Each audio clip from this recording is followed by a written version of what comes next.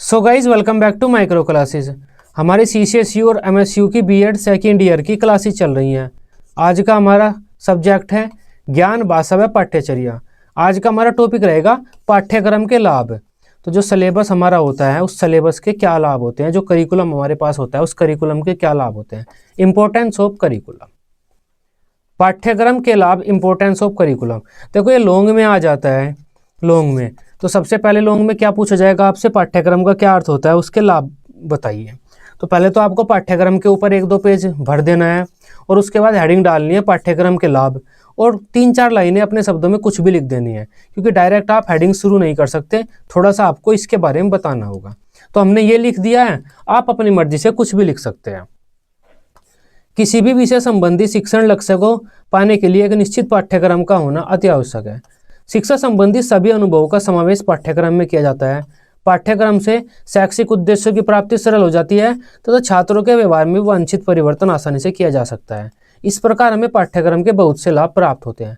पाठ्यक्रम के और अधिक लाभों को हम निम्न बिंदुओं द्वारा समझ सकते हैं।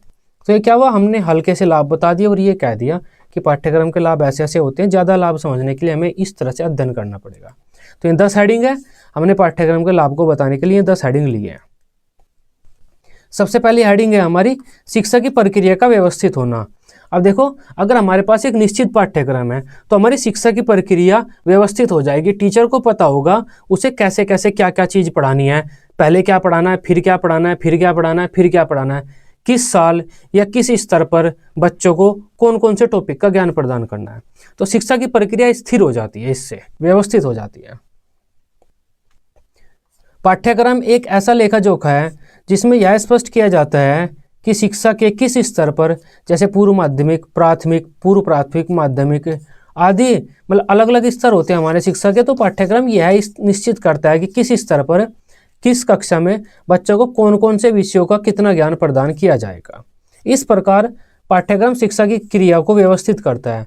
शिक्षक पाठ्यक्रम के अनुरूप ही शिक्षण कराता है, जिससे शिक्षण प्रक्रिया हमारी व्यवस्थित बनी रहती है। नेक्स्ट है हमारा शिक्षा का स्तर समान रहना। अब देखो, भारत कितना बड़ा देश है।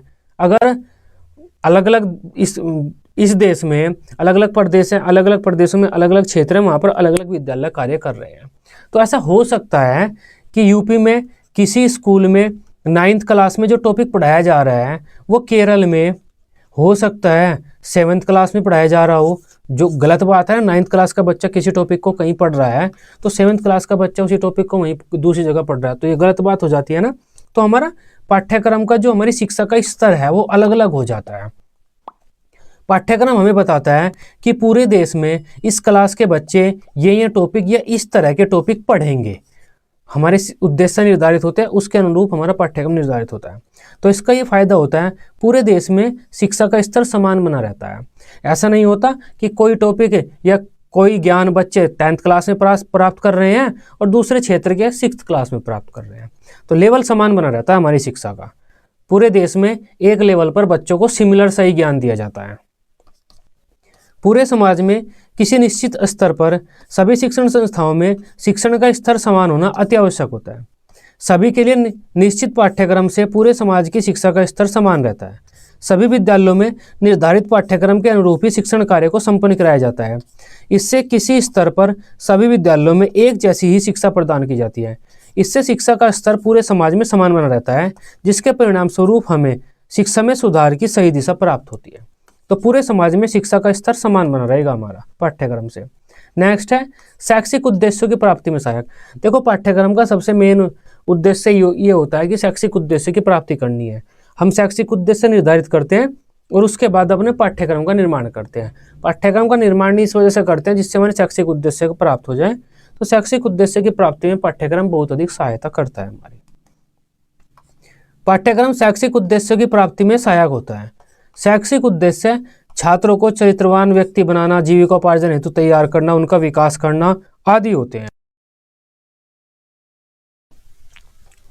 पाठ्यक्रम इन सभी को हासिल करने में हमारी मदद करता है। पाठ्यक्रम में ऐसे विषयों, प्रकरणों तथा क्रियाओं को शामिल किया जाता है जो शैक्षिक उद्देश्यों के अनुरूप होते हैं। सभी शिक्षक पाठ्यक्रम का अनुसरण कर छात्रों हेतु पठन पाठन की व्यवस्था करते हैं। इससे शैक्षिक उद्देश्यों की प्राप्ति संभव हो पाती है।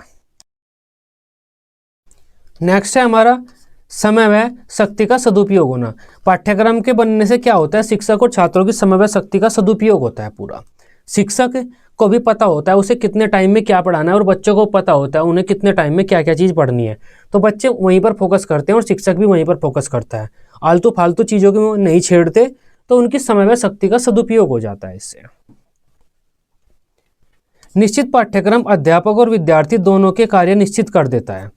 इससे अध्यापकों को यह पता होता है कि उन्हें बच्चों को क्या पढ़ाना है और बच्चों को यह पता होता है कि उन्हें क्या पढ़ना है।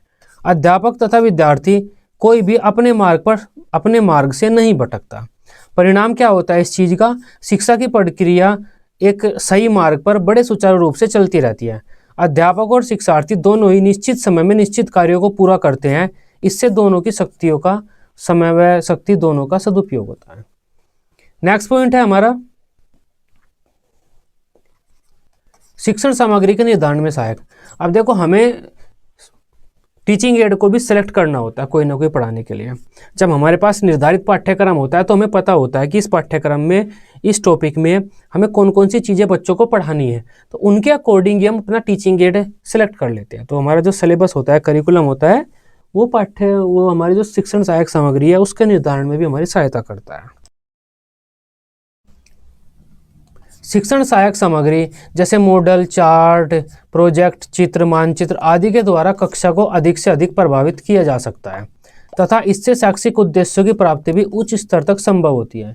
इसके साथ ही इनके प्रयोग से छात्रों में विषय के प्रति रुचि व आकर्षण बढ़ता है। पाठ्यक्रम शिक्षक को यह बताता है कि उसे कब, क्या, कैसे पढ़ाना है बच्चों को। इससे शिक्षक को यह निर्धारित करने में सहायता मिलती है कि उसे कौन सी सहायक सामग्री का प्रयोग करना चाहिए तथा कौन सी सहायक सामग्री कितनी प्रभावी रहेगी। इस प्रकार निश्चित पाठ्यक्रम सहायक सामग्री के चयन में भी सहायता प्रदान करता है।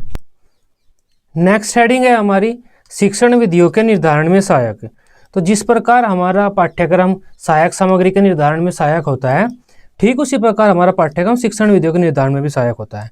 पाठ्यक्रम में लिखा होता है कि कौन कौन सा टॉपिक होता है, किन किन विधियों के द्वारा बच्चों को बताया जाता है। कुछ प्रैक्टिकल वगैरह भी लिखे होते हैं, ये भी कराए जा सकते हैं इस टॉपिक के साथ। तो वो सारी चीज़ें पाठ्यक्रम में पहले से ही लिखी हुई होती हैं। तो टीचर उन्हीं के अकॉर्डिंग उन टॉपिक को बच्चों को पढ़ाता है और शिक्षा के उद्देश्य अच्छी तरह से प्राप्त करता है। पाठ्यक्रम के द्वारा शिक्षक कक्षा की जरूरत के अनुसार शिक्षण विधियों का प्रयोग करता है। प्रत्येक विषय को पढ़ाने के लिए अलग अलग प्रकार की शिक्षण विधियों का प्रयोग करना पड़ता है।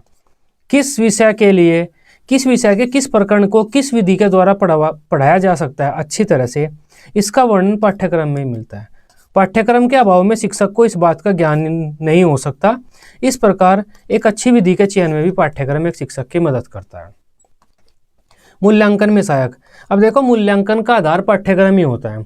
जो हमारा पाठ्यक्रम है उसी को देखकर हम बच्चों का मूल्यांकन करते हैं। जो टॉपिक उसमें लिखे हुए हैं उन टॉपिक के बारे में ही हम बच्चों से क्वेश्चन आंसर पूछते हैं और जानकारी प्राप्त करते हैं। तो मूल्यांकन का आधार पाठ्यक्रम ही होता है और पाठ्यक्रम हमारे मूल्यांकन में भी सहायता करता है। पाठ्यक्रम के कारण ही मूल्यांकन प्रक्रिया सरल, सहज और वैज्ञानिक बनती है।